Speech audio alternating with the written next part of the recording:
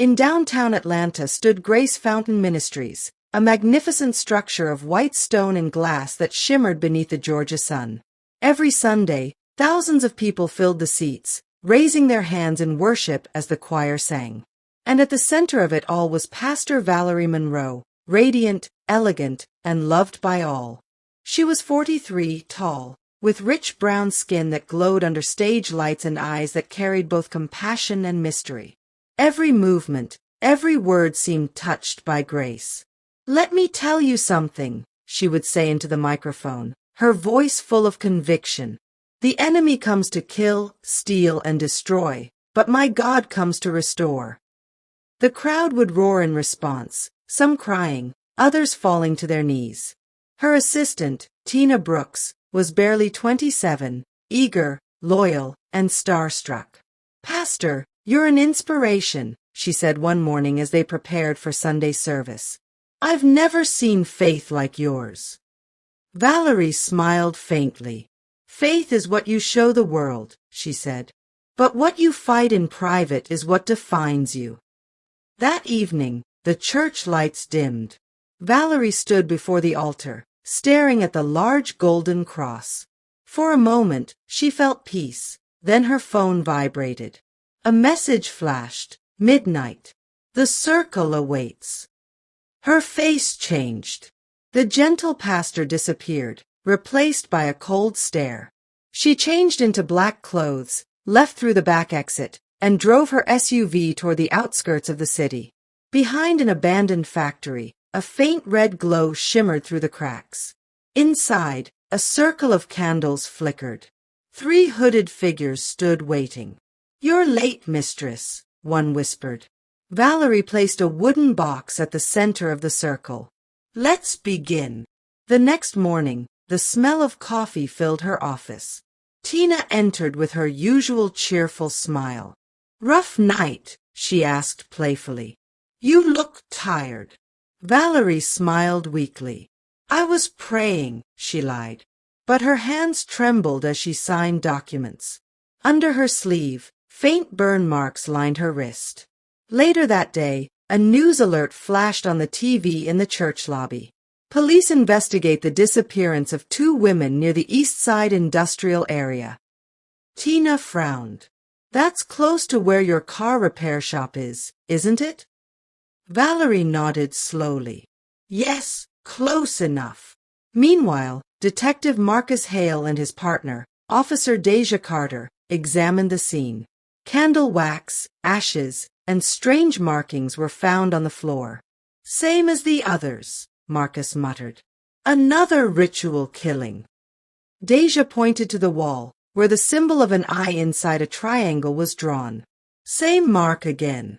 Whoever's doing this knows the old ways." Back at Grace Fountain, Valerie stood in her office before a mirror. "You promised me peace," she whispered. Her reflection smiled, but the mouth didn't move in sync. "You gave me souls instead," a voice replied. Valerie stumbled back, clutching her chest. Her cross pendant burned hot against her skin. "Leave me alone," she shouted. Outside, Tina paused, hearing the muffled voice. "Pastor," she called, knocking softly. "I'm fine," Valerie yelled. But she wasn't fine, not even close. Years before she became Pastor Valerie, she was V, a street psychic on Auburn Avenue.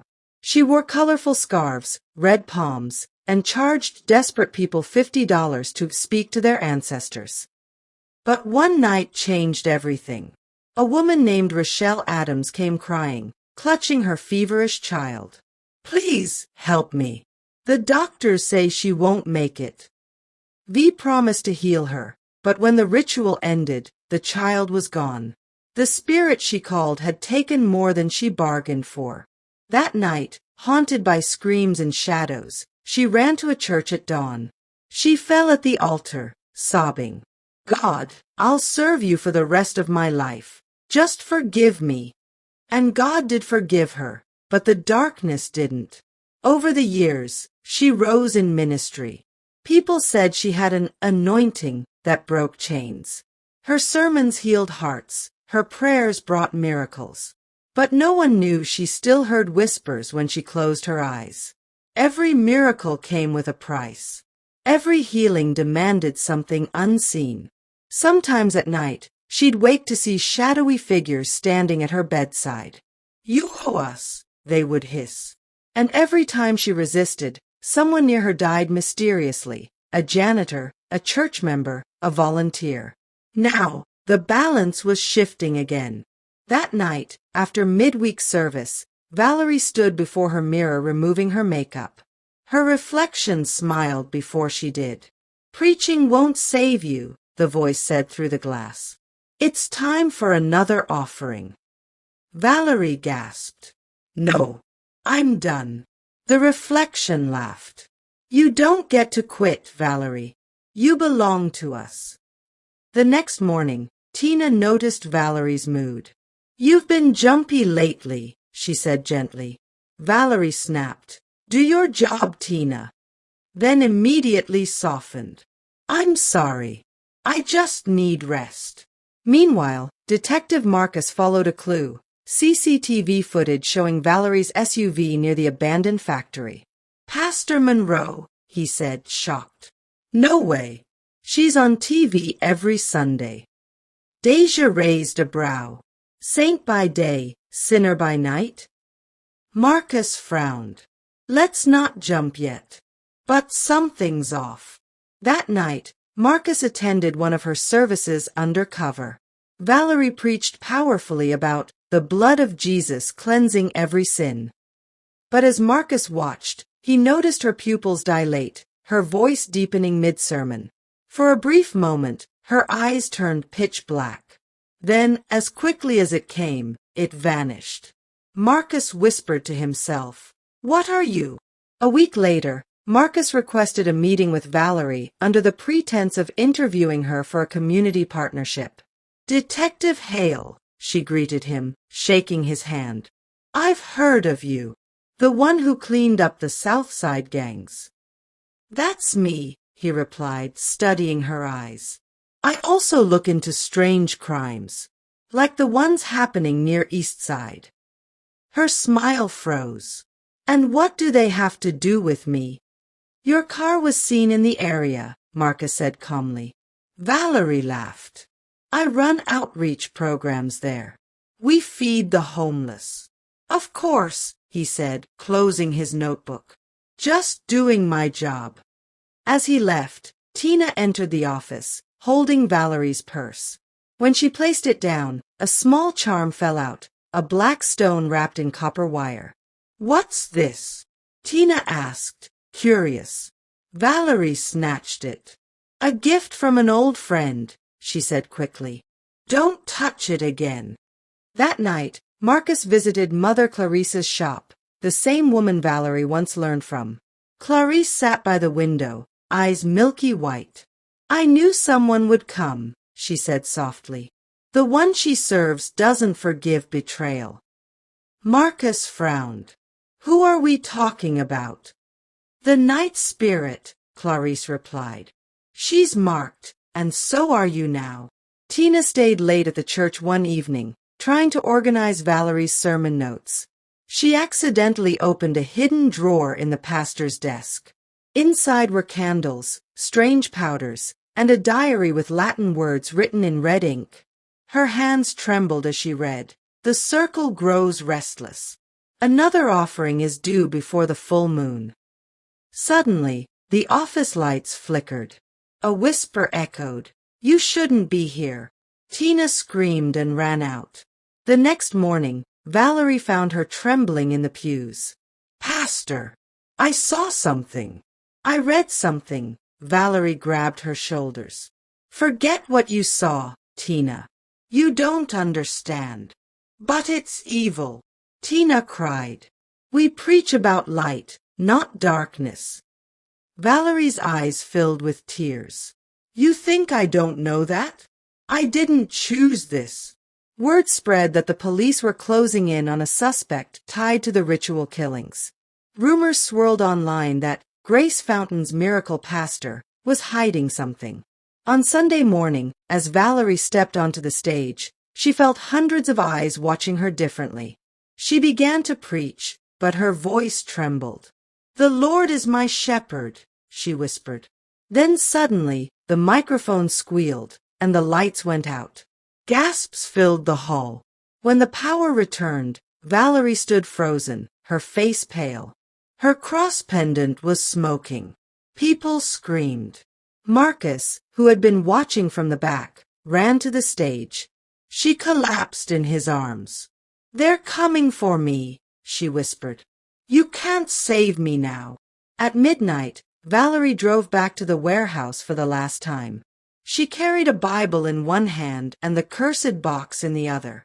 "Enough," she said to the darkness. "I break every tie tonight." A cold wind blew.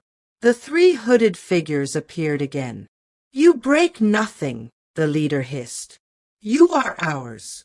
Suddenly, Marcus and his team stormed in. "Freeze!" Gun lights flashed. The figures vanished like smoke.